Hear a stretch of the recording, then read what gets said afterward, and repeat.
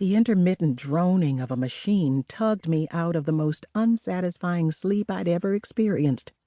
My head felt like it was pulsating along with the beat. Groaning, I tried to pull open my eyes, but they felt unnaturally heavy. What happened to me?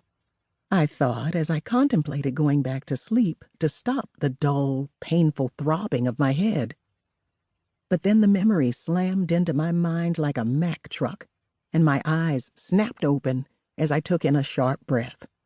The last thing I remembered was being tossed out of a car and hearing Legend's voice. Where was I?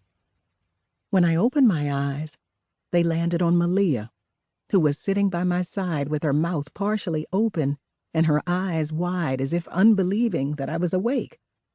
I blinked a few times and then frowned at her.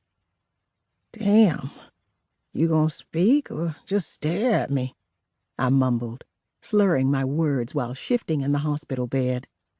It felt like cardboard on my back, but for some reason, I couldn't move too much.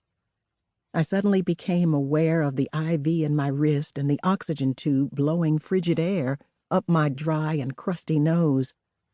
"Niecy, I'm so glad you're awake," Maliah whispered as she stood up and ran over to me. She had tears in her eyes. "I've been so scared, Scared?" I asked. Then I took a good look at her. Her face was puffy, her hair was a mess, and it looked like she hadn't slept in days. "How long have you been here?"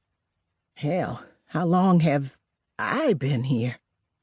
"You've been out for 2 days," Maliah told me with a grim tone. Then she opened her mouth and her bottom lip began to tremble. She started to say something, but then changed her mind suddenly and looked away. "What is it? What is it that you aren't telling me?"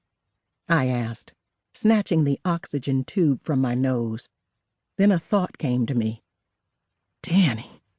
Oh, God, so you know about Danny? Shaking her head, Maliah frowned and rubbed her eyes. "Danny?